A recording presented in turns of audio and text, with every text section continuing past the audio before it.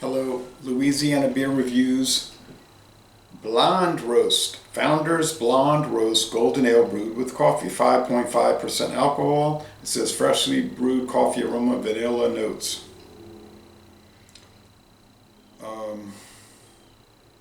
Grand Rapids, Michigan.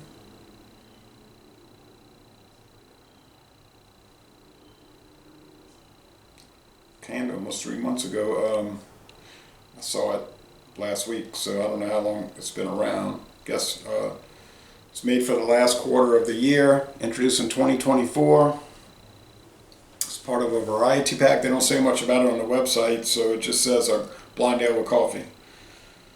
So I saw that Pour Michigan Reviews, P-O-U-R, Michigan Reviews, did it. Haven't watched it yet. I don't watch video reviews till I've tried the product.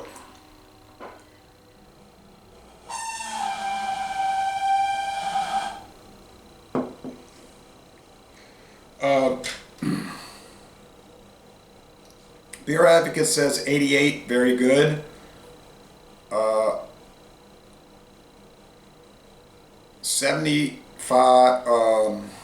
75 on Untappd, which is about an 85 on Beer Advocate.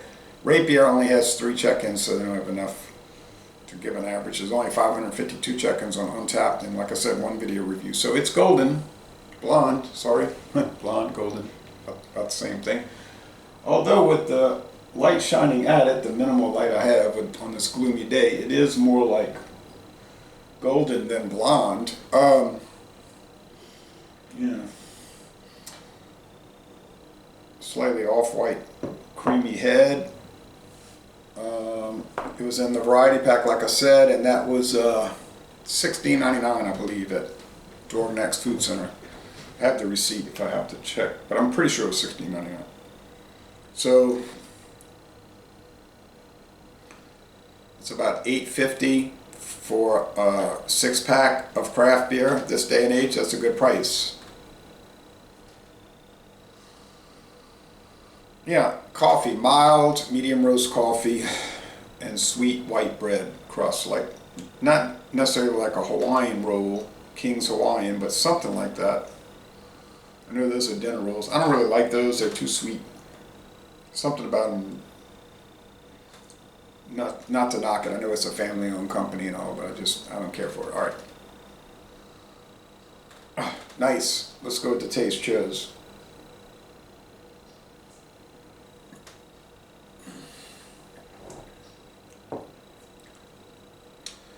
Coffee,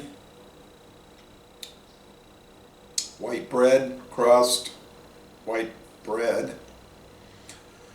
There is no bitterness units listed, but I'm thinking it's very low.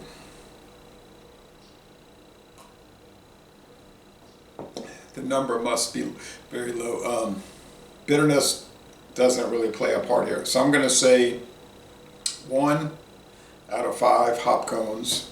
Sweetness, 2 out of 5 sugar cubes. So it's dry and mild and without a bitter note, really. Medium body, slightly silky mouthfeel, and a mostly dry finish.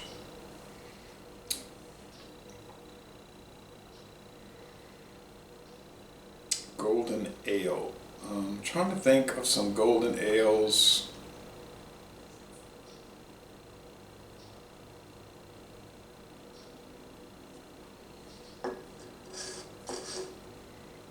I guess Lord Chesterfield from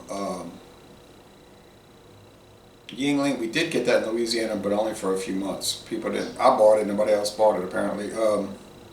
That's similar to this, I guess. Ballantine, which nobody seems to be able to get anymore. There was a Michelob Beach Bum back around 10, 12 years ago, which I really liked.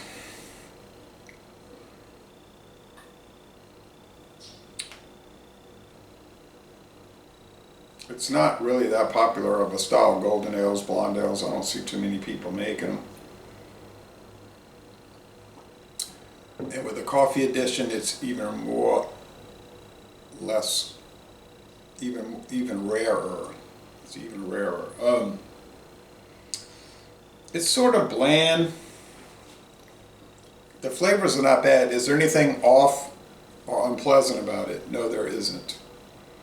But it's a little on the dull side, honestly. They use some really mild, either medium roast or light roast coffee. There's one I think I'm overlooking, and this tastes like something, but I can't remember what it tastes like or what it was. But I remember this taste, and it was from a similar type product. And I think I said the same thing with that one there. It was sort of a little bland. But like I said, nothing off-putting. So how would I score this? This would be something maybe to get people into craft beer if they're drinking Miller Lite and Coors Light, because I don't see how they would find it's too strong. I know a guy that was all for Bud Light. I let him try High Life, which I thought he might find too strong or bitter. No, he was just trying to gulp it down. He was like, oh, that's good. That's not bad. That's not bad. That's about all he had to say about it. So that shows you how much acclimation he needed. I'd like to see him try an Imperial Stout, but he might like it. He might like, it's got alcohol, so he seems like the kind of person that if it's got alcohol in it, he's gonna more or less like it. Just, that's his style, you know. But and I tend to like most beers too.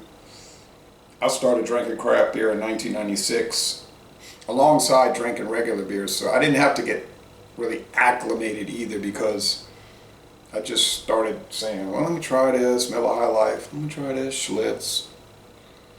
Oh, what is this from Minnesota? Simpatico. Let me try that. Let me try this from Louisiana. They had a blonde ale back then from Louisiana, and that was the way I saw it. Just had your regular beers, and then they had more specialized, or you would hear people say microbrew, and yeah, they all mostly taste good. Okay, so score.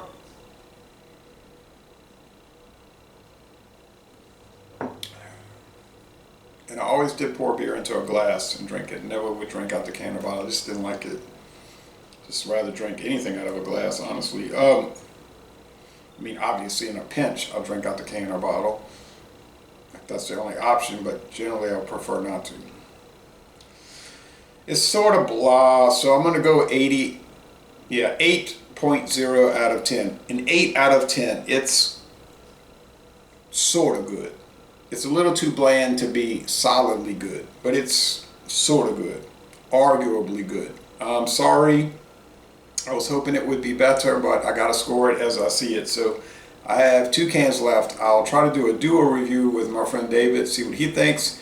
Then maybe I'll bring one for one of our showcase live shows and see for a third chance, you know, a revisit. So sorry, laissez les bon temps relais. Arguably good beer, and I'm going to end this review by saying y'all go to Michigan and take a brewery tour.